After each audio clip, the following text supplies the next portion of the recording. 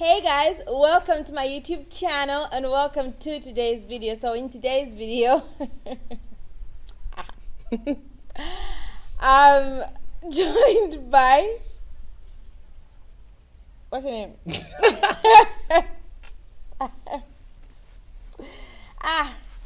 Mr. Socking Sessions, Gift Munali Pavilimba, Ginny Bear. What other names did you go by? That's it. That's it. Yeah, welcome to the channel, bro. Thank you. Okay, so today we're having a conversation about being a creative with a creative, and yeah, let's get straight into the video. Keep shining. You gotta keep it 100 every day. Being like just keep it shining every day. Better do what you got. No matter what life will bring, keep shining. Okay, so today we're gonna be discussing what it's like to be a creative, and so we have a creative on the channel to just answer some questions on being a creative, and let's see what we can get out of him. Are you trying to prove to us that you're a creative? No, that happened by accident. Yeah, so what is a creative to start with? I know a creative when I see them, but like defining it is like, Creatives is just a new word for artists. yeah, Now, especially in the digital era, I think. Yeah, in the digital era. Because I feel like now it's become many things. Like Yeah, so once upon a time, it was just out there. you're just going to hear that, oh, I'm an artist. And immediately you hear that I'm an artist, you just think of the guy who paints or a guy who draws. That was like what it was. And then now we've got a lot of digital work going on, from people who do cinematography to It's okay. What's wrong with you? But Nisha, I was looking like it's the whole time.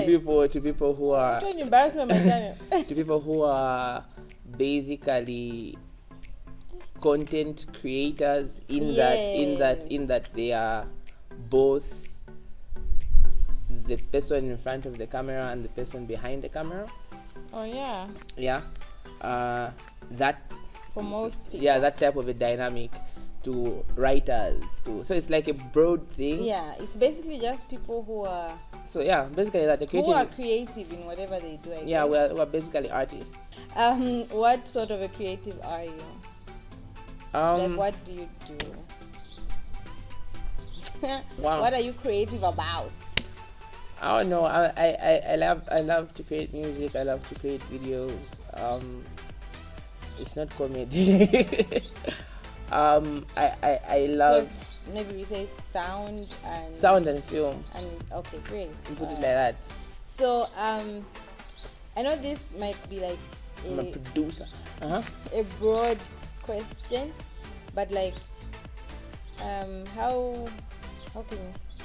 how does your creative process go? Your basic creative process go? Like if you want to create film or sound, like where does it start from? How does it go? Most basic, like primarily.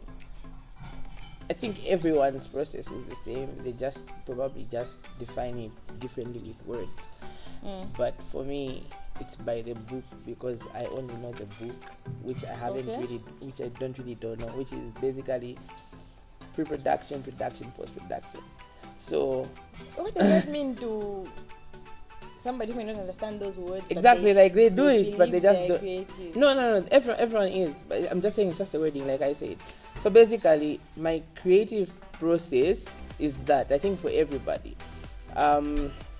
maybe people might be lost, or maybe people might want to know how I come up with ideas. That's a whole different thing. So You basically, can squeeze it in. there is the aspect of coming up with the idea, what the plan is for the idea. Like, oh, okay, cool, I want to film a video, I want to film a short story, or I want whatever it is that I want to do, right? We have that concept first, and in that first phase, you need to be able to know what you want to go and do when you reach the set, right? Like right now. So I know that I'm filming an interview or whatever this is, I need to know how many people I'm filming. Yeah. All right. How many camera angles I'm going to be able have. to come up with the setup. Yeah. How many camera angles I'm going to have. What's the type of lighting that I'm gonna use. What colors. Scenery. Yeah. What colors am I going to have? All of those things. Like plan them to so that you know exactly what you want. That you want people to see. So I first have the vision of the end. So it's basically being God. Yeah, it's basically being God, where you're like, you see the end from the beginning, so you know exactly what is going to happen, and you begin to put things in place in order to see the end result that you want. So that's number one. So having an idea and then planning for it, thinking of what you want it to look like, and then now planning for that look. That's the planning. Everything you've explained is planning. Yeah. So the pre-production is the planning. Then we have the production itself, which is you being on set and recording and doing all of those things. Creating all the correct emotions for what now that's a whole, that's another thing altogether, because depending on what you're doing, if setting the mood. If it's for film, you're looking at ensuring that you communicate to the actors or to the So producers are creatives, like film producers of any kind. Yeah. So making sure that, because now I usually double as producer and director. You get. So when you're on the set now, you need to ensure that people are executing correctly what it is that you want at the end. So someone has to cry in a scene. Cry. Make sure you cry. You know what I mean? I need you to cry. And then when you're directing, obviously you're going to have like certain angles that you already planned for. So you tell camera people, hey, to be in a certain position. Yeah, to be in certain positions to get the shots that you want. All of that stuff. All right, that happens in production. And for me, I feel like the best way to get a good end result is to do it right while filming or while recording. The fixing in because some things just can't be fixed. Some things if the emotion is wrong, it's wrong. Yeah, like I can't fake a crying face in post-production. Well, maybe you can with AI, but like but there's just a certain way it looks anyway. But maybe for other people it could be so good. Yeah, so there's that. Then lastly, the post-production, which is now piecing together everything, all the scenes, putting it together to make it the thing you thought it to be in the and what makes post-production so good is that during the production you could start from anywhere. Okay. Yeah, like because you already have everything. Like so that's for your creative process. Okay, cool. Yeah. What about just not going too far? In terms of like coming up with ideas, inspiration, that sort of thing. How does it work for you? Is it of necessity or it's like until the gods speak to you or whatever? No, two ways actually. Random behaviors and patterns that are from within myself that I just like, that was so random, it's so cool, I can make something out of that. Or looking at someone else's idea and like, oh cool, I could work around that and make it into something that is more relatable to me. So yeah. So if you're told on the spot to create something, is that something that can easily happen with you, or like you have to struggle? Like how does that work? You know that sometimes maybe somebody needs a sound. That's 50-50. Oh, okay. That's really 50-50. Sometimes it's just so hard to come up with stuff on the fly, or on the spot, whatever. But sometimes it's just like, oh, I already have some things in my head. So I can. And the problem with doing it for other people is that if they don't vibe with it, they don't vibe with it. Yeah, whether or not they like it. Times, yeah. Okay, cool. So do you see your creativity as a source of income?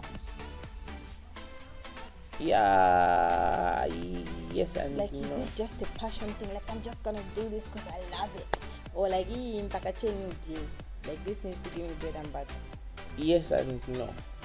Yes and no, because I feel every gifting, every talent has got potential to bring you food. Oh, great. All right, but primarily, am I chasing after what I'm doing because I want to eat? No. So it's like Oh, a two-way okay. thing. It's like I love what I'm doing, and if what I'm doing Yeah. is going to bring the food, Then then great. But great. even if it doesn't, it's yeah, okay. even if it because I doesn't, enjoy doing this. yes, because I enjoy What doing about it. somebody out there who's like, they can sing and like all they see it as is a source of income? Yeah, that's the pressure. Like, is that a bad thing? No, it's not, but it's a pressure because it's one thing I've learned over time, and it hasn't come very easy for me to get to that place, is that sometimes it's necessary for you to have capital Oh yeah. for the thing that you're passionate about. It's okay for you as a creative who loves what you do, okay, but you're not yet in a position to earn money out of what you do, okay. to earn money Out from from somewhere, another from thing. another place, Okay. in order to Right. source or to fund Source this for thing, the other or if thing. it's not funding this other thing, to get things in order for this thing to actually start growing. Oh, great. I don't know if writer's block can be used as a general thing, and I don't know if creator's block is a word or a phrase that people use, but like, do you experience that, having a block of your creativity, and if you do, how do you deal with it? I would like to call it not being inspired. Oh yeah. Do I ever feel uninspired? Do I ever get to a place where I'm not inspired? Yes.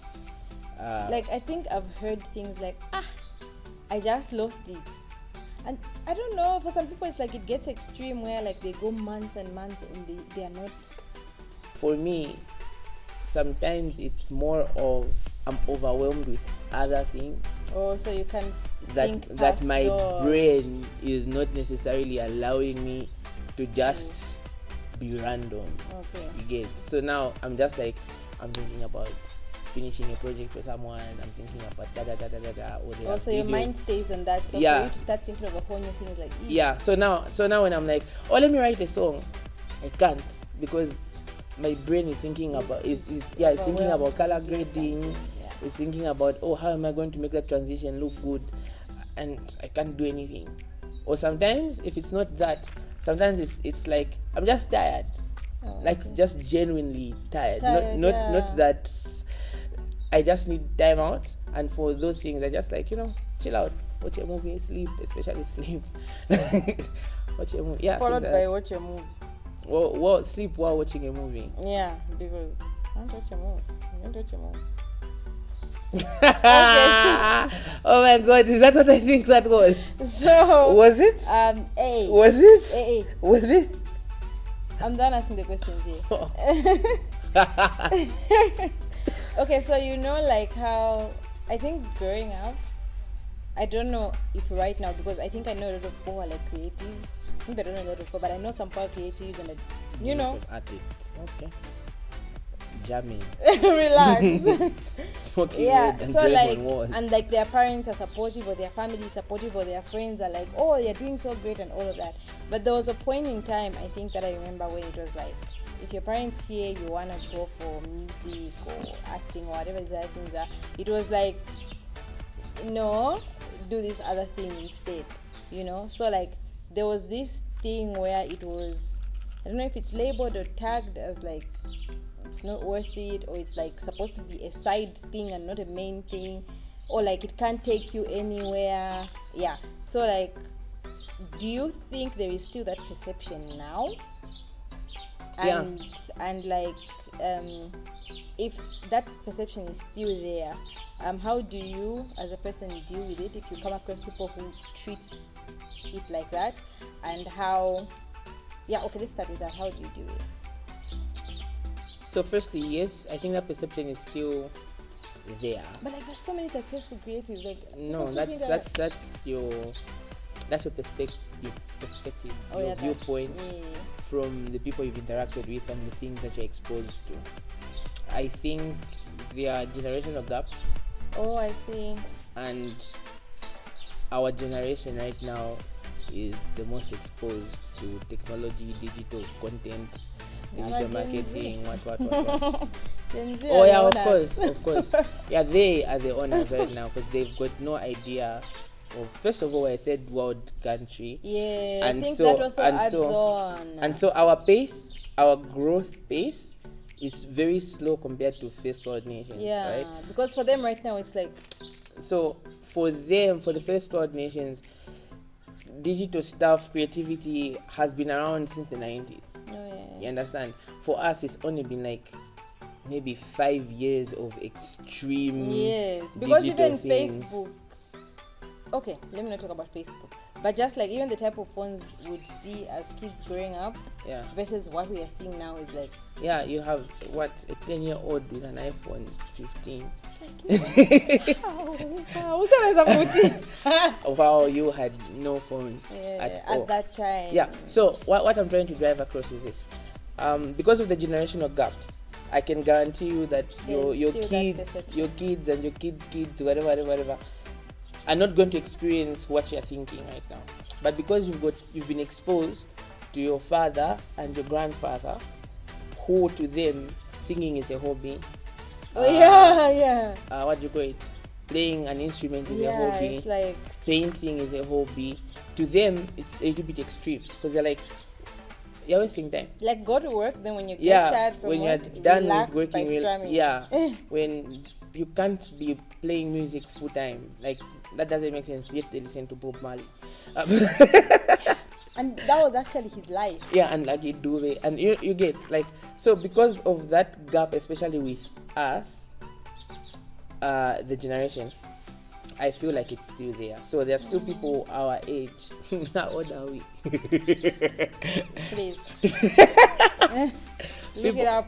People our age who are still struggling maybe with their parents, looking at their art from a certain point of view because it's not yet earning them money. Yeah, because if it started, they'd be like, hey. At the point at which the money starts coming in, the people will become appreciative of the thing. So they'll be like, oh, it's very wonderful now. I'm over it.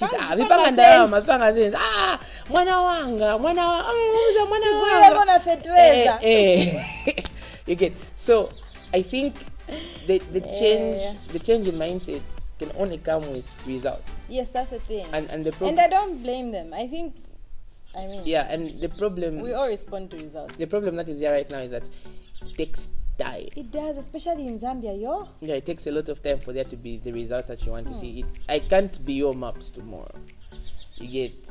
I'll be doing songs for 20 years. My parent knows that I go to the studio. I do what? I then have a studio. So like you put in so much and like nothing, no results, no sunshine. And as a parent, at the back of your head, you're like, I want this person to survive. Yeah, you're worried about their well-being. Yeah, so you're like, okay, if this thing isn't working for you, can you get a real job? Or get a real job. Yeah. And by definition, it's lawyer, accountant, teacher, because they know that when you're in the system, you can get employment. Yeah, when you're in the government system, especially, you're guaranteed a certain level of money. Yeah. So yeah, I think it's there. What question have I not answered? What do you know? How to deal with it? Or how to deal with it? Yeah. I think there isn't really a way to deal with it. I feel as a creative, you must reach a point. I think this is the thing about growth, maybe. Yeah. The more you grow, the more you understand that money is never enough, right? And you know that you've got bills to pay. So I feel like the more you grow, the more you understand that I need things, or I need to be able to do things that are going to pay my bills. In as much as I'm chasing something, I must be able to pay my bills.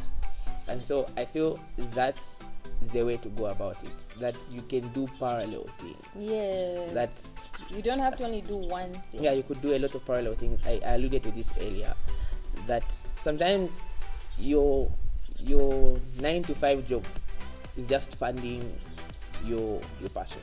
Yes. Right? And it's okay, as long as your bills are being paid, and you can pay for a camera guy who's going to charge you $15,000. It's okay. Yeah. Yeah, and when you're established in that other thing, I think it's the same thing. Let's look at creativity as entrepreneurship or entrepreneurship. Yes, let's look at it like think. that if you want to start a business for tomato, you just don't drop way. everything and just start ordering tomatoes every day. Like, are you sure there's going to be a big break for you to start supplying tomato to ShopRite? Good for those people. Yeah. Like Elsa Majimbo, who just boom. Exactly. So But like that is not every single person's Exactly. story, and so you work with what you have to make the most of yourself, even as you are like chasing after your passion. yeah. Okay, great. That's all we had to ask you about creative. Thank you for coming. Thank you for being on the channel. Hope to see you again soon. Yeah. And, Yeah, and please I'll tell them to subscribe to my channel. Because as a creative, I need the numbers to make money. I said, Drop. Chua. Click on the subscribe Yeah. button at it. Drop. Chua. Tapping Yes. on the button. Chwa. Yes. Then you subscribe. Subscribe to my channel. Chua. Yeah. That's it. On the channel? Really? Mommy? Thank you for watching. Thank you for coming on the channel. Like, share, comment, and subscribe to the channel. Don't subscribe, baby. Oh. Chua. Chua. Mr. Talking Session.